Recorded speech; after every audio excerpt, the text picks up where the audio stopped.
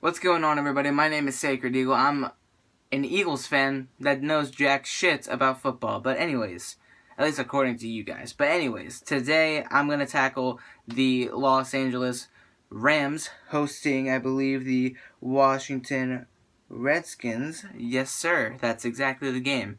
And to clear up what is happening with the picks and how it's not everybody. I said this last week. I said it before the year started. I'm doing the NFC East and their games separately. So certain games will not be in the weekly NFL picks. Everybody else in the NFL will get their own game in that specific video. Not the Eagles, Redskins, or Cowboys, or Giants in their games. That'll take me through this week up until Sunday. That's how I'm doing it. And anything else that happens, regardless if it's an injury, if it's a signing, if it's a trade, if the freaking Eagles get sold by Jeffrey Lurie, who the hell knows, then I'll do something different. But I just want to clarify that because I'm getting people asking me and people calling me out because apparently I'm not making the video correctly. So whatever. I don't care. If you don't want to watch this video, go away. I don't care. I'm doing this because I want to do it and I enjoy talking about football.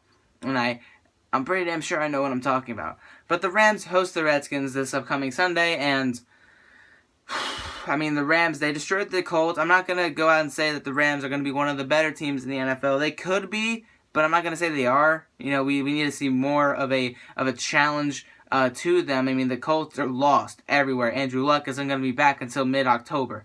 Their defense is in shambles.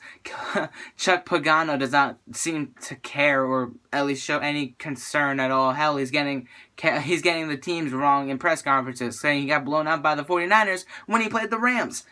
It's a mess in Indianapolis. I'm going to give the Rams credit where credit is due because their defense is actually pretty solid.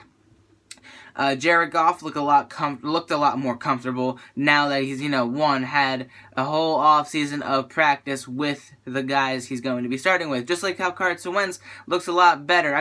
Sure, Carson Wentz played a full 16 games last season, but he wasn't the number one guy until 8 games prior to week 1, or 8 days prior to week 1. My mistake right there.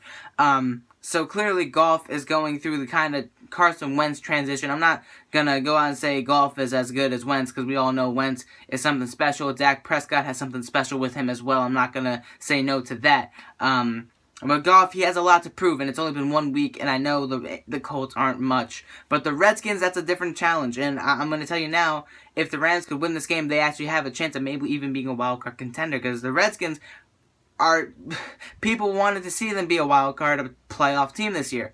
Everybody sees the NFC East, 2 or 3 of these guys making the playoffs. The Eagles, Cowboys, Giants, Eagles, Redskins, Cowboys, Eagles, Giants, Redskins, whoever the heck it's going to be.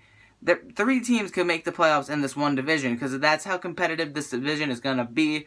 The Cowboys and the Giants right now are big question marks. The Cowboys offensively look really good. Defensively, there's still big question marks. They only played the Giants without an Odell Beckham, who's going to be out for another 3-4 weeks, which is insane to say, but that's the truth. His ankle sprain was that bad.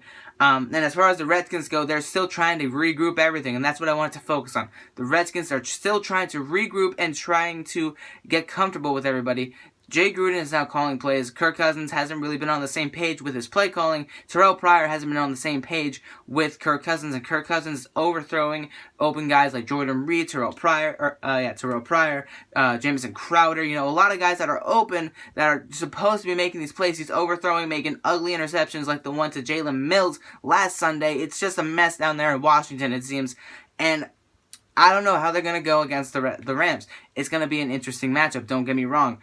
As far as the pick goes, if the Rams defense plays as well as they did against Indianapolis last week, I know it's Scott Tolzien, but still you got T.Y. Hilton there, of course. It's still, and Frank Gore. It's a pretty decent offense without Andrew Luck, and I know Andrew Luck probably makes a butt ton of difference at quarterback, but still you'd expect some plays to happen, not just 9 points on the day against the Rams. I'm just saying. But if the Rams actually play as well as they did last week against Indy, then they can definitely pull off some kind of stunner against the Redskins. The visiting Redskins, and that's another thing. They're visiting. So I personally, I'm not trying to be biased. This game could go either way. Don't get me wrong. The Redskins have a big chance of winning. I believe they're no, I think LA is favorites right now because they're in LA. I think that's a big reason why they're favorites. They're like 2.5, 1.5 faves to beat the Redskins. I'm going to go and say this is a back and forth game. It's a 50-50 shot. You know, I feel like this game could turn out either way. I got the Rams winning 24-21. But it could be the other way around. Don't get me wrong, all you Redskins fans out there, all you trolling guys that are going to be in my description box, or my comment section rather, about this game because I'm picking your team to lose. Trust me, I can see you guys winning, and I can see you guys losing. It's a lot. Like, I said the exact same thing about the Cowboys game last week, but I didn't expect it to be a 19-3 lopsided match that just was not entertaining whatsoever, minus the Cole Beasley catch. Other than that, there was nothing going for that game. This game is going to be an entertaining game, without a doubt, maybe a defensive struggle kind of game, unless if the Redskins can get things going on offense. And if Jared Goff can actually continue to be consistent with the weapons that he possesses in I almost said St. Louis, in LA, he could definitely make some noise against the Redskins. The D-line for the Redskins is pretty solid. The safeties, all in all, the Redskins are a pretty solid defense. But last week, the Eagles kind of ran up and down them at some times in the games. So it'll be interesting to see what exactly happens. I got the Rams pulling off somewhat an upset, 24-21. It could go the other way, obviously. I'm not going to say no to that. But hey, I think the Rams can pull it off here. If they go 2-0 to start off the year, that's pretty big. And let's see what happens with the Seahawks in the NFC West. Tell me in the comments down below what you guys think.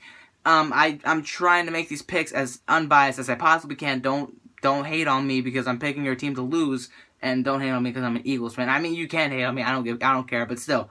Tell me what you guys think in the comments. Subscribe if you're new to the channel, and I'll see you guys tomorrow night with my New York Giants and Detroit Lions prediction. It's going to be a fun one. See you guys later.